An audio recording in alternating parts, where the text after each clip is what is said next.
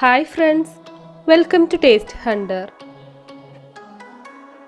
ഇന്നത്തെ നമ്മുടെ റെസിപ്പി എല്ലാവർക്കും ഒരുപോലെ ഇഷ്ടമുള്ള ബിരിയാണിയാണ്. ഒരു കിടിലൻ മലബാർ ബീഫ് ബിരിയാണി എൻ്റെയും ഫേവറേറ്റ് ഡിഷാണ്. ബിരിയാണി ആയതുകൊണ്ട് തന്നെ വീഡിയോ ഒരല്പം ലെങ്തിയാണ്. അപ്പോൾ നമുക്ക് ഉണ്ടാക്കാൻ തുടങ്ങിയാലോ? നമുക്ക് വീഡിയോയിലേക്ക് പോവാം. നമ്മളിവിടെ 1 കിലോ റൈസും 1.5 കിലോ ബീഫ് ഉപയോഗിച്ചിട്ടാണ് ഉണ്ടാക്കുന്നത്. 1.5 കിലോ ബീഫ് എടുത്തിട്ട് ഇതുപോലെ കട്ട് ചെയ്യണം. ബിരിയാണിക്കാവുമ്പോൾ വലിയ പീസായിട്ട് വേണം കട്ട് ചെയ്യാൻ. ഇനി ഇത് കഴുകി വൃത്തിയാക്കി ഒരു പാത്രത്തിലേക്ക് ഊറ്റി വെക്കാം. ഇതിലേക്ക് ഇനി എന്തെല്ലാം സാധനങ്ങൾ വേണമെന്ന് നോക്കാം. ഇടത്തരം വലിപ്പമുള്ള 7 വലിയുള്ളിയാണ് വേണ്ടത്. 5 എണ്ണം ബീഫ് മസാലയിലേക്കും 2 എണ്ണം റൈസിലേക്കും തിന്നായി കട്ട് ചെയ്തെടുക്കണം. പിന്നെ വേണ്ടത് തക്കാളിയാണ്. 4 തക്കാളി മതിയാവും. തക്കാളിയും ചെറുതായി കട്ട് ചെയ്യുക. പിന്നെ നമുക്കൊരു 15 വെളുത്തുള്ളി അല്ലി വേണം. എരിവിനായിട്ട് 2 വലിയ കഷ്ണം ഇഞ്ചിയും 3 പച്ചമുളകും എടുക്കാം. 1/2 ബൗൾ പുതിനയിലയും 1 ബൗൾ മല്ലിയിലയും വേണം. പിന്നെ വേണ്ടത് കുറച്ച് കറിവേപ്പിലയാണ്. ഇതിലേക്ക് ഇനി 1 നാരങ്ങയുടെ നീര് കൂടി എടുത്തു വെക്കണം. ഒരു പാത്രത്തിൽ കുറച്ച് തൈര് എടുത്ത് വെക്കാം. പിന്നെ റൈസിലേക്ക് ഇടാനായിട്ട് 1 ക്യാരറ്റ് ചെറുതായി കൊത്തി അരിഞ്ഞ് വെക്കണം. ഒരു 15 അണ്ടിപ്പരിപ്പും 20 ഉണക്കമുന്തിരി കൂടി എടുത്ത് വെക്കാം. അപ്പോൾ ഇതൊക്കെ ഒരു ഭാഗത്തേക്ക് മാറ്റി വെക്കുക. ഈ വെളുത്തുള്ളി ഒന്ന് ചതച്ചെടുക്കണം. അതുപോലെ ഇഞ്ചിയും പച്ചമുളകും കൂടി ചതക്കാനുള്ളതാണ്. അപ്പോൾ നമ്മൾ ചെയ്യാൻ പോകുന്നത് ആദ്യം ബീഫ് മസാല ഉണ്ടാക്കുന്നു. പിന്നെ റൈസ് വേറെ തിളപ്പിച്ചൂറ്റി എടുത്തിട്ട് രണ്ടും കൂടെ ഒരുമിച്ച് ദമ്മിടുകയാണ് ചെയ്യുക. ആദ്യം ബീഫ് മസാല ഉണ്ടാക്കാം. അതിനായി ഞാൻ എണ്ണ ചൂടാവാനായി വെച്ചിട്ടുണ്ട്. 3 ടീസ്പൂൺ വെജിറ്റബിൾ ഓയിലാണ് എടുത്തിട്ടുള്ളത്. ആദ്യം വലിയുള്ളി ഇട്ട് നന്നായിട്ട് വഴറ്റണം. കുറച്ച് ഉപ്പ് ചേർത്തിട്ട് വേണം വഴറ്റാൻ. ഇതിപ്പോൾ 5 വലിയുള്ളിയാണ്. 2 എണ്ണം നമുക്ക് റൈസിലേക്കായിട്ട് മാറ്റി വെക്കാം. വലിയുള്ളി ഒന്ന് വാടിക്കഴിഞ്ഞാൽ നമുക്ക് തക്കാളി ചേർക്കാം.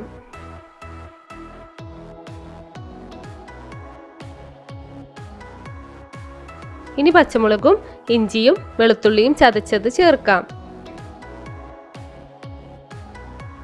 നന്നായി മിക്സ് ചെയ്ത് വഴറ്റണം. ഇനി ഇതിലേക്ക് 1/4 ടീസ്പൂൺ മഞ്ഞൾപ്പൊടിയും 1/4 ടീസ്പൂൺ മുളക് പൊടി കൂടി ആഡ് ചെയ്യണം. 1/2 ടീസ്പൂൺ കുരുമുളക് പൊടി കൂടി ചേർക്കണം. പിന്നെ പാകത്തിന് ഉപ്പും കൂടി ചേർക്കുക. ഇനി ഇതിലേക്ക് ചേർക്കാനുള്ളത് 1 ടീസ്പൂൺ ബിരിയാണി മസാലയാണ്. ഇനി ഇതിലേക്ക് ലെമൺ ജ്യൂസും 1/2 ബൗൾ പുതിനയിലയും 1/2 ബൗൾ മല്ലിയിലയും കൂടി ചേർക്കാം. മല്ലിയിലയുടെ ബാക്കി പകുതി റൈസിലേക്കാണ്. അപ്പോൾ ഇതുകൂടി ചേർത്ത് ഒന്നുകൂടെ വഴറ്റിയെടുക്കുക. ഇതിലേക്ക് കറിവേപ്പിലയും 2 ടീസ്പൂൺ തൈര് കൂടി ചേർക്കണം. ഉപ്പ് പാകത്തിന് ചേർക്കാം.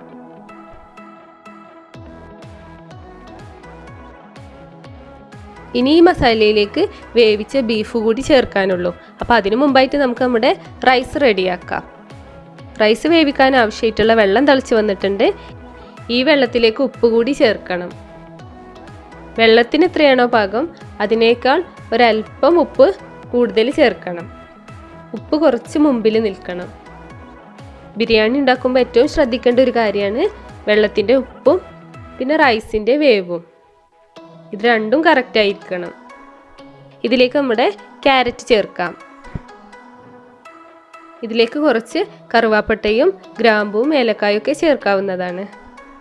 പിന്നെ റൈസ് ഒട്ടാതിരിക്കാനായിട്ട് 1 ടീസ്പൂൺ വെജിറ്റബിൾ ഓയിൽ കൂടി ആഡ് ചെയ്യാം. ഞാൻ 1 കിലോ ബിരിയാണി റൈസ് എടുത്ത് വെച്ചിട്ടുണ്ട്. ഇത് കൈമ റൈസാണ്. എനിക്ക് തോന്നുന്നത് ബിരിയാണിക്ക് നല്ലത് കൈമ റൈസാണ്. ഇത് നല്ലപോലെ കഴുകിയിട്ട് തിളച്ച വെള്ളത്തിലേക്ക് ചേർക്കാം. ഈ വെള്ളത്തിലേക്ക് ബേ ലീഫ് വേണമെങ്കിൽ ചേർക്കാവുന്നതാണ്.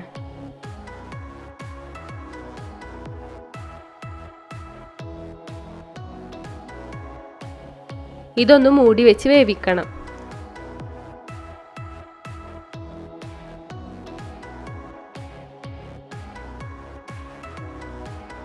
ഇത് ഞാൻ കുക്കറിൽ ബീഫ് വേവിച്ചെടുത്തിട്ടുള്ളതാണ്. ഇതിലേക്ക് ചേർത്തത് കുറച്ച് മഞ്ഞൾപ്പൊടിയും മുളക് പൊടിയും പാകത്തിന് ഉപ്പും മാത്രമാണ്. പിന്നെ 1/2 ടീസ്പൂൺ മല്ലിപ്പൊടി കൂടി ചേർക്കാം, ഓപ്ഷണലാണ്. 1/2 ഗ്ലാസ് വെള്ളം ഒഴിച്ചിട്ടാണ് വേവിച്ചെടുത്തത്. ബീഫ് ഒരു 80% വേവിച്ചെടുത്താൽ മതി. ബാക്കി ദമ്മിൽ കിടന്ന് വെന്തോളും. ഈ വേവിച്ച ബീഫ് നമുക്ക് മസാലയിലേക്ക് ചേർക്കാം.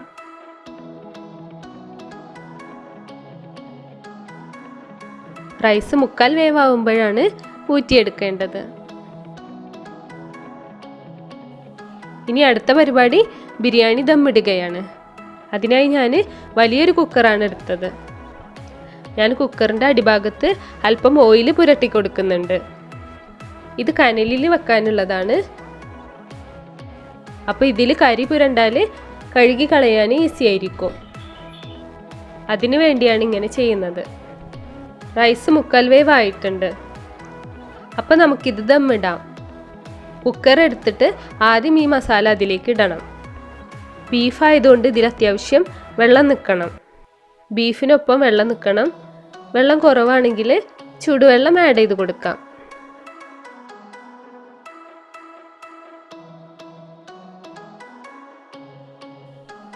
ഇനി റൈസ് ഊറ്റി ഇതിലേക്ക് ഇടണം. നമ്മൾ നേരത്തെ പറഞ്ഞു 1/4 വേവ് മാത്രമേ റൈസ് വെന്തിട്ടുള്ളൂ. റൈസ് ഊറ്റി വെച്ചിട്ടുണ്ട്.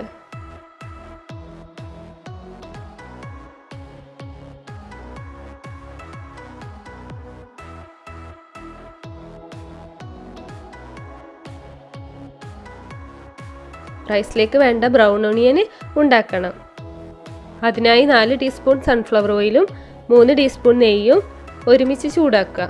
അതിലേക്ക് വലിയുള്ളി അരിഞ്ഞത് ചേർത്ത് കൊടുക്കുക. നേരത്തെ റൈസിലേക്ക് വേണ്ടി മാറ്റി വെച്ചിട്ടുള്ള 2 വലിയുള്ളിയാണിത്.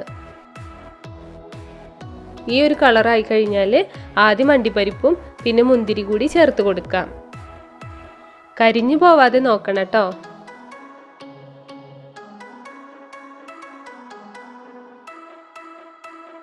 ബ്രൗൺ കളറാവുമ്പോൾ കോരിയെടുക്കാം. വറുത്തെടുത്ത ഈ ഓയിൽ നമുക്കൊരു പാത്രത്തിലേക്ക് മാറ്റി വെക്കാം. ഈ ബ്രൗൺ ഓണിയൻ നേരത്തെ തന്നെ ഉണ്ടാക്കി വെച്ചാൽ നല്ലതാണ്. ഈ മസാലക്ക് മുകളിലായിട്ട് നമുക്കൊരു കോട്ടൺ വിരിക്കാം. ഒരു വാഴയില ആയാലും മതി. ഇതിലേക്ക് 2 ടീസ്പൂൺ ബിരിയാണി മസാല കൂടി ചേർത്ത് കുഴച്ച് വെക്കണം. ബിരിയാണി മസാല റൈസിലേക്ക് സെപ്പറേറ്റ് ഇട്ട് കൊടുത്താലും പ്രശ്നമില്ല.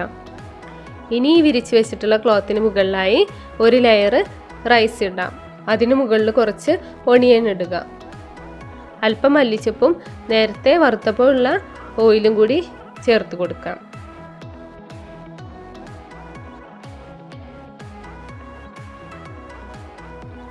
വീണ്ടും ഒരു ലെയർ റൈസ് ഇടുക.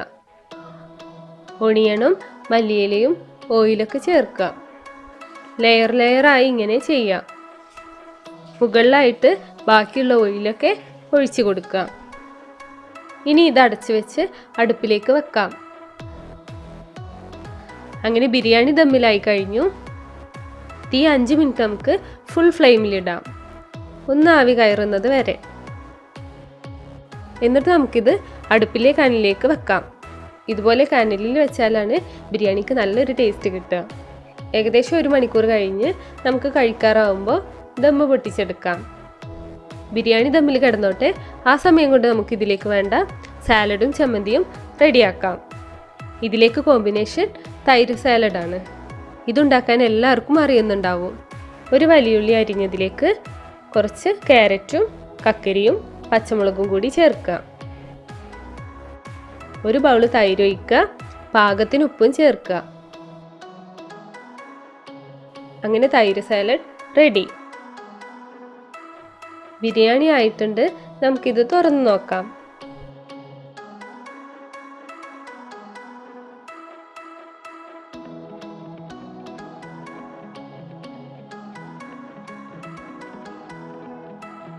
റൈസ് വേറെയും മസാല വേറെയും ആക്കിയിട്ട് തന്നെ എടുക്കുക. റൈസിലേക്ക് വേണമെങ്കിൽ കുറച്ച് നെയ്യൂടെ ആഡ് ചെയ്ത് മിക്സ് ചെയ്തെടുക്കാം. ഇങ്ങനെ ചെയ്താൽ നെയ്യിൻ്റെ നല്ലൊരു രുചി കൂടി കിട്ടും. ഇനി ഇതിൻ്റെ കൂടെ കഴിക്കാവുന്ന തേങ്ങാ ചമ്മന്തി ഉണ്ടാക്കുന്നത് എങ്ങനെയാണെന്ന് നോക്കാം. അരമുറി തേങ്ങ ചിരവിയതും 2 പച്ചമുളകും 1 കഷ്ണം ഇഞ്ചിയും പിന്നെ കുറച്ച് മല്ലിയിലയും എടുത്തു വെച്ചിട്ടുണ്ട്. പിന്നെ വേണ്ടത് 2 ടീസ്പൂൺ വിനാഗിരിയാണ്. ഇതെല്ലാം മിക്സിയുടെ ജാറിലേക്ക് ഇടുക. എന്നിട്ട് പാകത്തിന് ഉപ്പും ചേർത്ത് ഒന്ന് അടിച്ചെടുക്കുക.